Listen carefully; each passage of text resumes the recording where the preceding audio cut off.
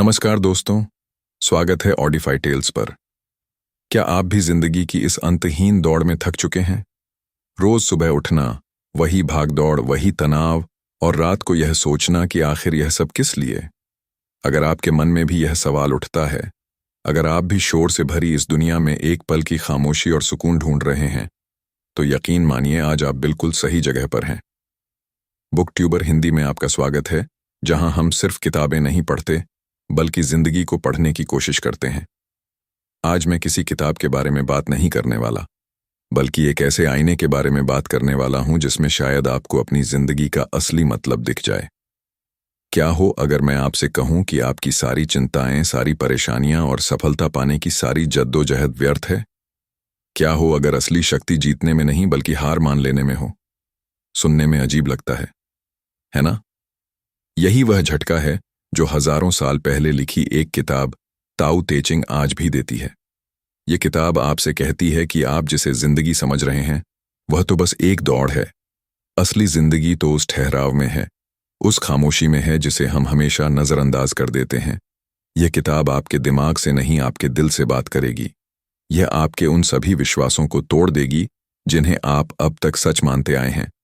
तो तैयार हो जाइए, क्योंकि अगले कुछ मिनट आपकी सोच का नजरिया हमेशा के लिए बदल सकते हैं। इस किताब को लिखने वाले थे लाओ त्से। कोई राजा महाराजा नहीं, कोई महान योद्धा नहीं, बल्कि एक साधारण सा लाइब्रेरियन जो चीन की किसी पुरानी लाइब्रेरी में गुमनामी की जिंदगी जीता था। लेकिन उस खामोश इंसान के अंदर विचारों का एक ऐसा समंदर था जिसकी लहरें आज 2500 साल बाद भी पूरी दुनिया को छू रही हैं। ताओ ते चिंग कोई कहानी या उपदेशों की किताब नहीं है। ये तो बस 41 छोटी छोटी कविताएं हैं, कुछ पन्नों की एक पतली सी किताब जिसे पढ़ने में शायद 1 घंटा लगे, लेकिन समझने में पूरी जिंदगी निकल जाती है। यह आपको कुछ करने के लिए नहीं कहती, बल्कि सब कुछ ना करने की कला सिखाती है। यह सिखाती है कि बहते पानी की तरह कैसे बने जो अपना रास्ता खुद बना लेता है, जिसे कोई चट्टान रोक नहीं सकती। अगर आप हिम्मत कर सकते हैं अपनी जिंदगी की सबसे बड़ी सच्चाई का सामना करने की, तो मेरे साथ इस सफर पर चलिए। सब्सक्राइब करें और कमेंट में जरूर बताइए कि आपकी जिंदगी में सुकून का क्या मतलब है। लेसन नंबर 1, ताओ। सब कुछ और कुछ भी नहीं। हमारी पूरी जिंदगी एक ही सवाल के इर्द गिर्द घूमती है, कैसे? हम सब कुछ समझना चाहते हैं, हर चीज पर एक लेबल लगाना चाहते हैं, उसे एक डब्बे में बंद करना चाहते हैं। सफलता का फार्मूला क्या है? एक खुशहाल रिश्ते का राज क्या है? जिंदगी का मकसद क्या है? हम जवाबों के पीछे भागते हैं, क्योंकि हमें लगता है कि जिस दिन हम सब कुछ समझ लेंगे, उस दिन हम जिंदगी को नियंत्रित कर लेंगे और फिर हमें कोई दुख नहीं छू पाएगा। यह हमारे मन की सबसे गहरी इच्छा है, नियंत्रण पाने की इच्छा। और यहीं पर ताओ ते चिंग एक ऐसा जवाब देती है जो हमारे दिमाग को सुनकर देता है। वो कहती है जिसे समझा जा सकता है। वह ताव नहीं, ताओ क्या है? वो परम शक्ति, वह ब्रह्मांड का संगीत, वो अदृश्य धागा जो हर चीज को एक साथ पिरोए हुए है, लेकिन आप उसे देख नहीं सकते, छू नहीं सकते और यकीनन समझ तो बिल्कुल नहीं सकते। यह सुनकर मन में एक बेचैनी होती है, एक घबराहट। अगर हम उसे समझ ही नहीं सकते जो सब कुछ चला रहा है, तो फिर हमारा क्या होगा? हमारा जीवन तो अनिश्चितता में डूब जाएगा। लेकिन लाओ से कहते हैं, यही तो असली आजादी है। सोच कर देखिए, एक नदी जो पहाड़ों से निकलती है, क्या उसके पास कोई नक्शा होता है? क्या वह हर मोड़ पर रुक कर पूछती है कि समंदर कहाँ है? नहीं, वह बस बहती है। उसे समंदर की तरफ एक अनजाना अदृश्य खिंचाव महसूस होता है। यही खिंचाव ताव है। नदी पहाड़ों से लड़ती नहीं, वह उनके किनारे से अपना रास्ता बना लेती है। वह पत्थरों को हटाने की कोशिश नहीं करती, वह उनके ऊपर से बह जाती है। वह बस अपने स्वभाव में रहती है, बहने के स्वभाव में, और बिना किसी कोशिश, बिना किसी नक्शे के वह अपनी मंजिल तक पहुंच जाती है। अब अपनी जिंदगी के बारे में सोचिए। क्या आप हर पल नदी के बहाव के उल्टी दिशा में तैरने की कोशिश नहीं कर रहे? करियर, रिश्ते, सेहत, हर चीज को हम अपने हिसाब से चलाना चाहते हैं। हम अपनी छोटी सी बुद्धि से ब्रह्मांड की विशाल योजना को नियंत्रित करने की कोशिश में अपनी सारी ऊर्जा खत्म कर देते हैं। हम थक जाते हैं, हार जाते हैं और फिर शिकायत करते हैं कि जिंदगी कितनी मुश्किल है। ताओ कहता है, नियंत्रण छोड़ दो, समझने की जिद छोड़ दो। इस पल में जियो, पूरी तरह से उस आंतरिक आवाज पर भरोसा करो जो तुम्हें रास्ता दिखा रही है, ठीक वैसे ही जैसे नदी को समंदर का रास्ता पता होता है। यह डर लगता है क्योंकि हमें नियंत्रण छोड़ने से डर लगता है, लेकिन जिस पल आप यह हिम्मत करते हैं, उसी पल आप पाते हैं कि आप डूब नहीं रहे बल्कि तैर रहे हैं। आप जिंदगी के साथ लड़ नहीं रहे बल्कि उसके साथ नाच रहे हैं। यही ताऊ का अनुभव है, कुछ ना समझना पर सब कुछ महसूस करना।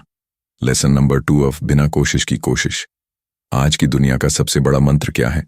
मेहनत करो और मेहनत करो, लड़ो जीतो आगे बढ़ो। जो रुक गया वह पीछे रह गया। हमें सिखाया जाता है कि सफलता पसीने और संघर्ष से मिलती है। हमें हर चीज में जबरदस्ती करनी पड़ती है। अगर कोई रिश्ता टूट रहा है तो उसे बचाने के लिए जबरदस्ती करो। अगर करियर में आगे नहीं बढ़ पा रहे तो और ज्यादा घंटे काम करो। अगर मन शांत नहीं है तो ध्यान करने के लिए भी जबरदस्ती करो। हम लगातार एक जंग लड़ रहे हैं, अपने हालात से, दूसरों से और सबसे ज्यादा खुद से। इस लगातार संघर्ष का नतीजा क्या है? तनाव, थकावट और एक गहरी निराशा। और इसी निराशा के बीच ताऊ ते चिंग एक ऐसा विचार सामने रखती है जो किसी चमत्कार जैसा लगता है। वह इसका सीधा सा मतलब है बिना कोशिश के काम करना या कुछ ना करके सब कुछ कर लेना। यह सुनकर दिमाग चकरा जाता है। यह आलस का उपदेश नहीं है बल्कि यह काम करने का सबसे कुशल और शक्तिशाली तरीका है। इसे समझने के लिए जंगल में चलते हैं। एक तरफ एक विशाल मजबूत ओक का पेड़ खड़ा है जो अपनी ताकत पर इतराता है। दूसरी तरफ एक पतला नाजुक सा दिखने वाला बांस का पेड़ है। एक रात भयंकर तूफान आता है। ओक का पेड़ अपनी पूरी ताकत से हवा का सामना करता है। वह झुकने से इनकार कर देता है, वह लड़ता है और आखिर में टूट कर गिर जाता है। वहीं दूसरी तरफ बांस का पेड़ क्या करता है? वह लड़ता नहीं। जैसे ही हवा का झोंका आता है वह जमीन तक झुक जाता है, हवा को अपने ऊपर से गुजर जाने देता है। वह जबरदस्ती नहीं करता, वह बस हालात के साथ तालमेल बिठा लेता है। जब तूफान गुजर जाता है तो बांस का पेड़ वापस सीधा खड़ा हो जाता है, जैसे कुछ हुआ ही ना हो। किसने जीता? जिसने लड़ा या जिसने बहने दिया, यही वही है। अब इसे अपनी जिंदगी में देखिए। आप किसी के साथ बहस कर रहे हैं, आप अपनी बात को सही साबित करने के लिए लड़ते हैं, चिल्लाते हैं, जबरदस्ती करते हैं। नतीजा रिश्ता और खराब हो जाता है। वो वही कहता है, एक पल के लिए रुको, जबरदस्ती मत करो, सामने वाले की बात को सुनो, उसे समझने की कोशिश करो। आप पाएंगे कि बिना लड़े ही समस्या का हल निकल आया। आप अपने बच्चे को कुछ सिखाना चाहते हैं, आप उस पर दबाव डालते हैं और वह विद्रोही हो जाता है। वह कहता है, दबाव मत डालो, बस उसके लिए एक सही माहौल बनाओ, वह खुद ही सीख जाएगा।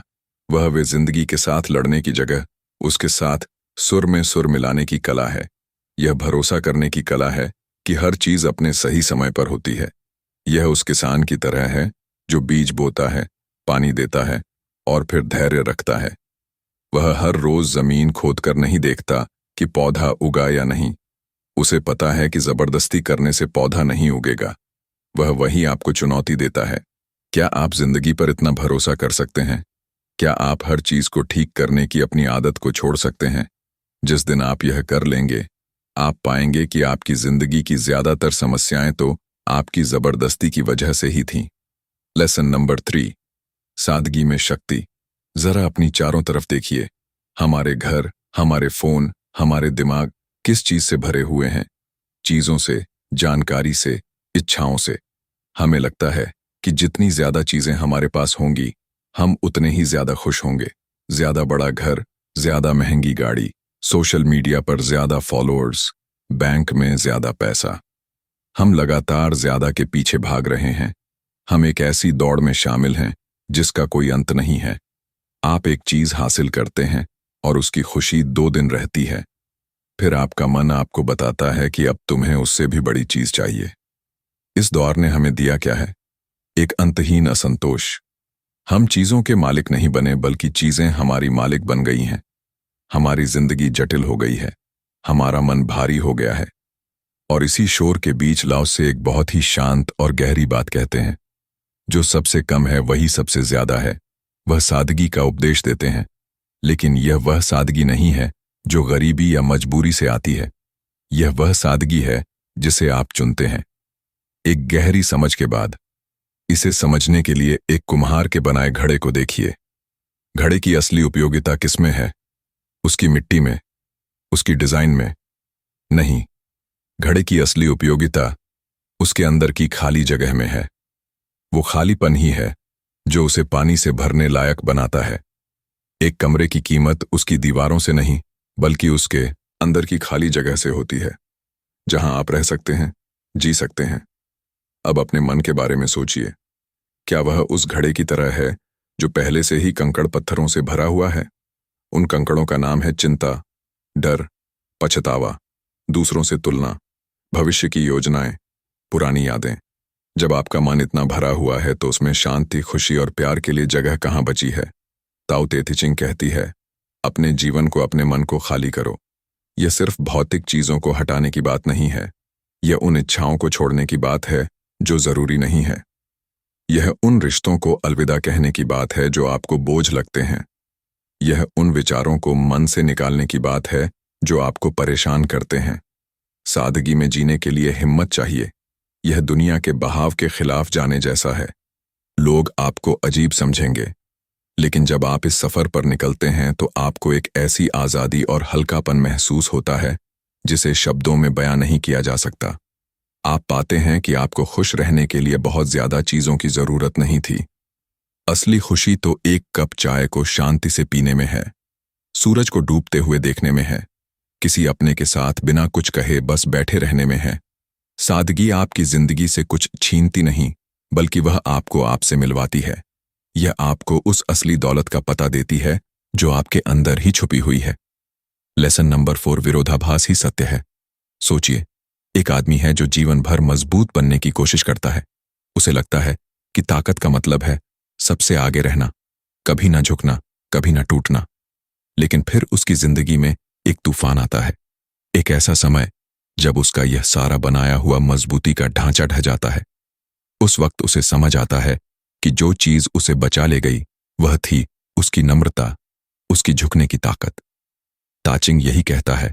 लाओ त्से हमें बताते हैं कि जो चीज हमें सबसे कमजोर लगती है वही असल में सबसे ज्यादा ताकतवर हो सकती है। जैसे पानी, जिसे आप हाथ में पकड़ भी नहीं सकते, लेकिन वही पानी पत्थरों को काट देता है, चट्टानों को घिस देता है और रास्ते बना देता है। जब हम सख्त होते हैं, अड़े रहते हैं, तब हम टूट सकते हैं, लेकिन जब हम झुकते हैं, अपने भीतर की लचीलापन अपनाते हैं, तब हम बचते हैं, बढ़ते हैं। हमारी सोच उलझ जाती है क्योंकि यह सच्चाई विरोधाभास जैसी लगती है।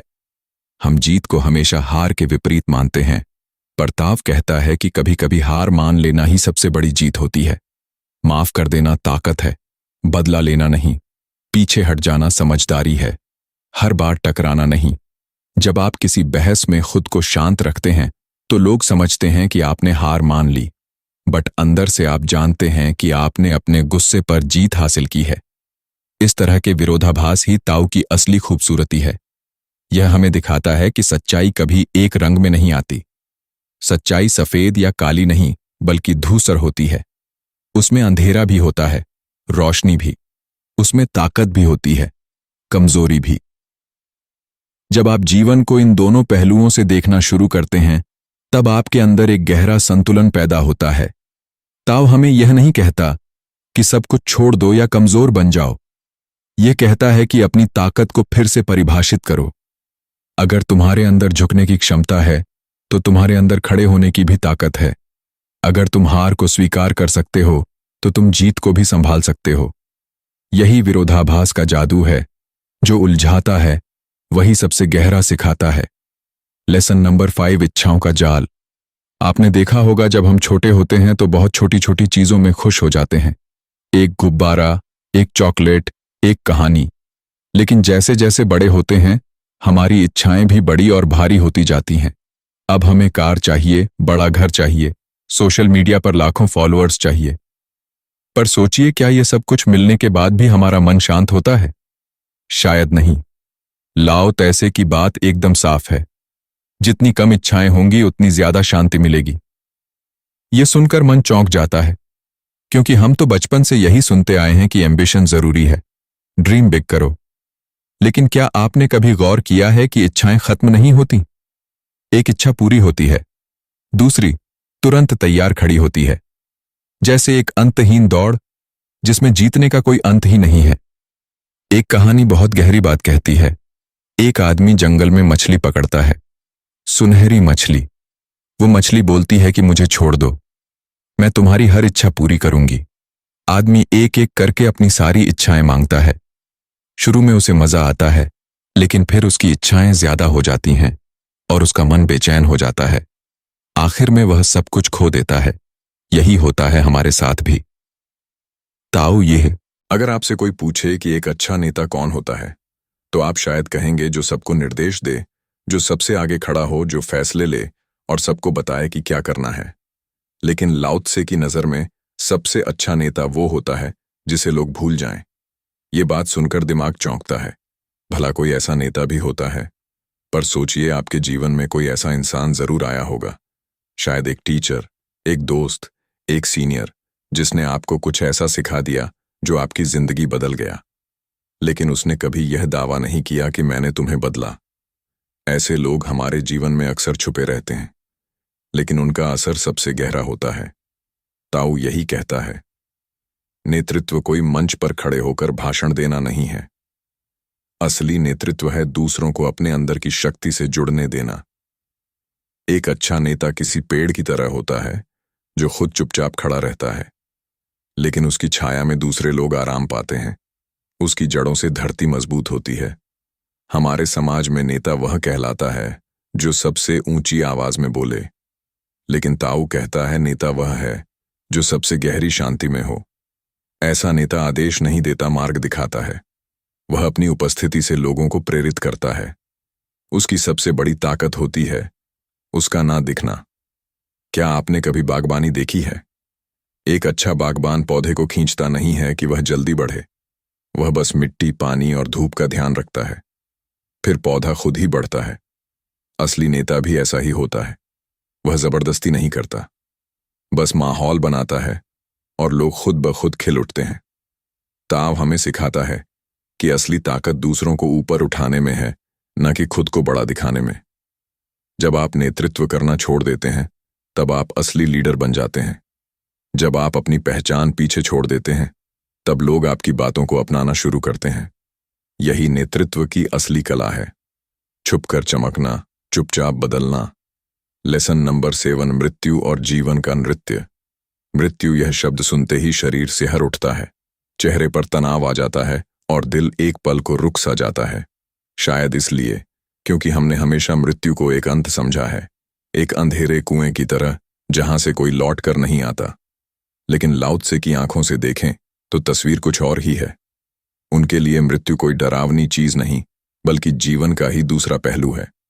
जैसे दिन के बाद रात आती है और फिर रात के बाद नया सवेरा।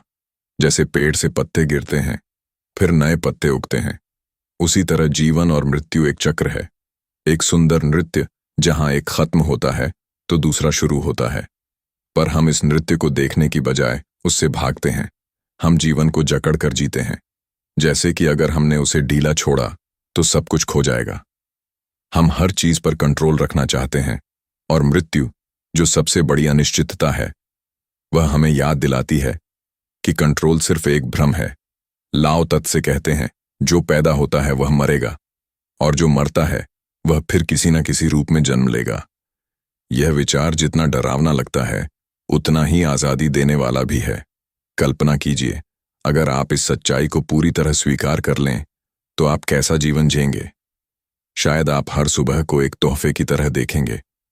शायद आप उन छोटी छोटी बातों के लिए धन्यवाद कहेंगे जिन्हें अब तक नजरअंदाज करते आए थे। एक कप चाय, किसी का मुस्कुराता चेहरा, किसी अपने की आवाज। जब हमें मालूम होता है कि यह सब हमेशा नहीं रहेगा, तभी तो उसकी अहमियत बढ़ जाती है।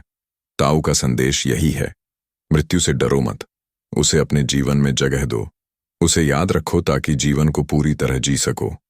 ये डर हमें सिखाता है कि हम किन चीजों से सबसे ज्यादा प्यार करते हैं, किन चीजों की हमें सबसे ज्यादा परवाह है।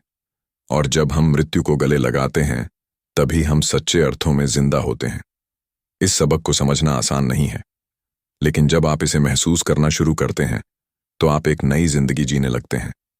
एक ऐसी जिंदगी जो बोझ नहीं बल्कि एक उपहार है। एक ऐसा जीवन जो हर पल में गहराई से जिया गया हो। यही है मृत्यु और जीवन का नृत्य, धीमा, सुंदर और पूरी तरह सच्चा।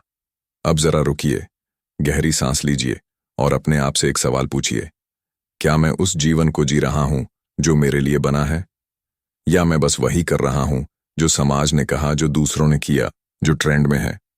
ताओ ते चिंग कोई किताब नहीं है जो आप एक बार पढ़कर रख दें। ये एक आईना है जो आपको आपकी असली शक्ल दिखाता है।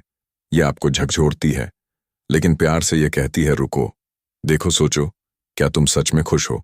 क्या तुम सच में आजाद हो?